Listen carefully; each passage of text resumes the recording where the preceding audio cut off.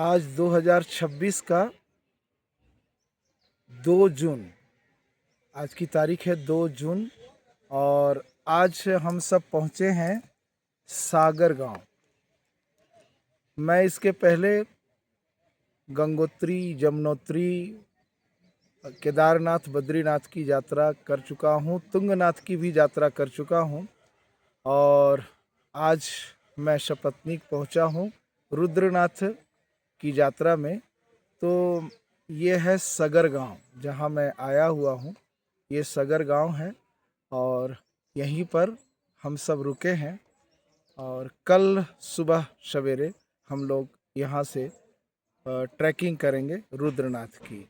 और हम लोग जो रुके हैं ये जेके होम स्टे में। यहाँ पर बहुत अच्छी सुविधा है। एक कमरे का डबल बेड का 1200 रुपया। यहाँ पर वाईफाई भी फ्री है और आपका लगेज भी रखने का जो है वो फ्री है। तो ये है सगर गांव।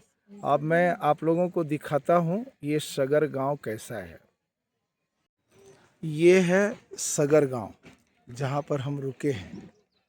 और ऐसा कहा जाता है भगवान राम के जो पूर्वज सागर थे वो उनका जन्मस्थली यही है और तपोभूमि भी यही है।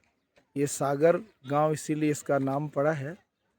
और ट्रैकिंग बस यहीं से शुरू होने वाला है कल सुबह। और इसी पहाड़ी पर हम लोगों को पहुंचना है। रुद्रनाथ इसी पहाड़ी के ऊपर है।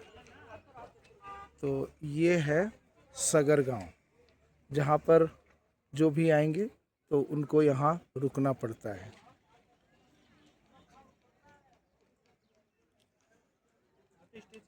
मैं रांची से 31 को यहाँ के लिए प्रस्थान किया था। रांची से मैं कोडरमा आया और कोडरमा से मेरी ट्रेन थी ऋषिकेश के लिए, जो काफ़ी विलम्ब से आई। और उसको ऋषिकेश तो पहुँचाना चाहिए था 11 बजे रात्रि कल तक, लेकिन काफ़ी विलम्ब होने के कारण सुबह सुबह 3 बजे वो लगभग पहुँचाई ट्रेन। और उसके बाद हम लोग हरिद्वार ही उतर गए थे, ऋषिकेश नहीं गए। तो हरिद्वार के बस स्टैंड पर मैं जब गया तो मैं सोचा कि डायरेक्ट हम लोगों को गोपेश्वर की बसें मिल जाएंगी, लेकिन गोपेश्वर की वहाँ कोई भी बस नहीं मिली। तो हम लोगों को चमोली के लिए बस पकड़नी पड़ी।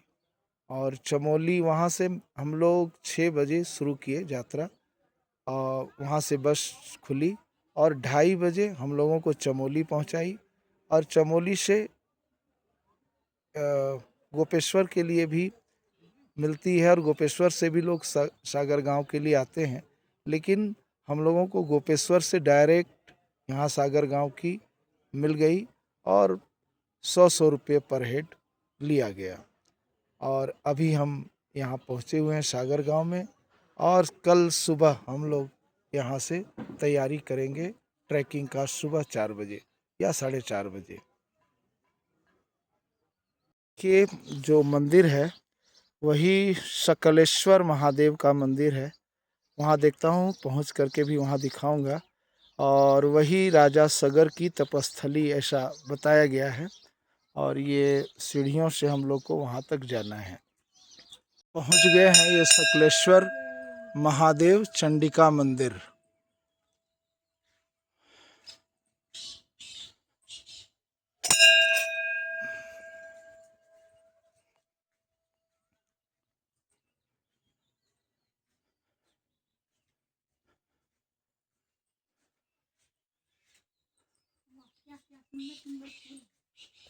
ये देखिए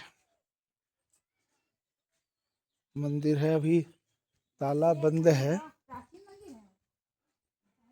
और देखिए लगता है ये प्राचीन मंदिर है, क्योंकि ये सब जो पत्थर की मूर्तियां हैं ये हैं नंदी। नहीं, ये शेर है। ये मैया की सवारी।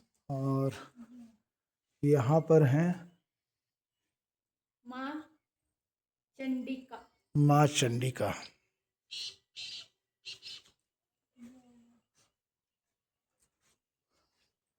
और यहाँ पर भी मूर्तियाँ हैं, प्राचीन मूर्तियाँ ही हैं। भोले बाबा, नंदी बाबा, नंदी बाबा और हर हर महादेव।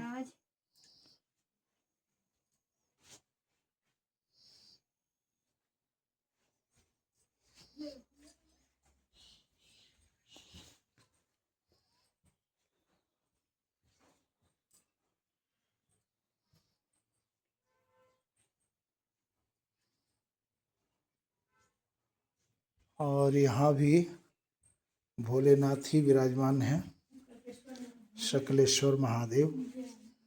जय बाबा शकलेश्वर। और यहाँ भी नंदी हैं।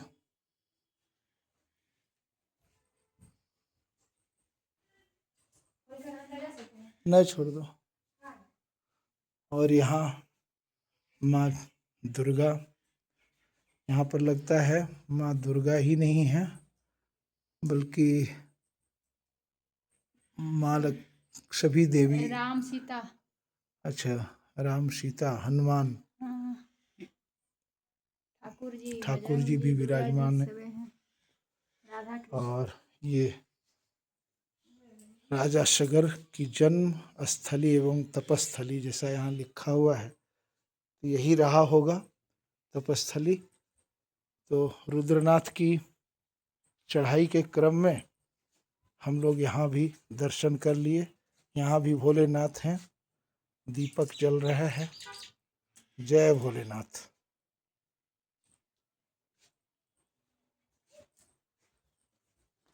बहुत शांत वातावरण, बड़ा सुकून भरा स्थान।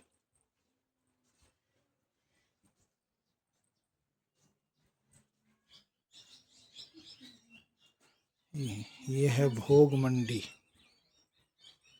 लगता है इधर भोग बनता होगा। तो कल ट्रैकिंग शुरू करना है, लेकिन हम लोग सोचे कि ये थोड़ा सगर गांव में वो जो सगर की जो तपस्थली है और शकलेश्वर महादेव जो हैं उनका दर्शन कर लिया जाए। और ट्रैकिंग करके हम लोग थोड़ा नीचे आ गए। और देखिए नीचे आने पर एक बहुत अच्छा ये पहाड़ी झरना यहाँ गिर रहा है, इसका दर्शन हुआ। ये गोमुख जैसा बना हुआ है और यहाँ से बहुत ठंडा ठंडा पानी निकल रहा है। तो अगर आप यहाँ आते हैं तो ये शकलेश्वर महादेव का निश्चित रूप से यहाँ आने के बाद दूसरे दिन ही लोग सुबह सुबह ट्रैकिंग शुरू करते हैं। अगर जल्दी आते हैं तो ये शकलेश्वर महादेव सगर का जो तपस्थली है उसको भी आप लोग ट्रैकिंग कर सकते हैं, यानी एक अभ्यास हो जाएगा ट्रैकिंग का एक दिन पूर्व, अच्छा रहेगा।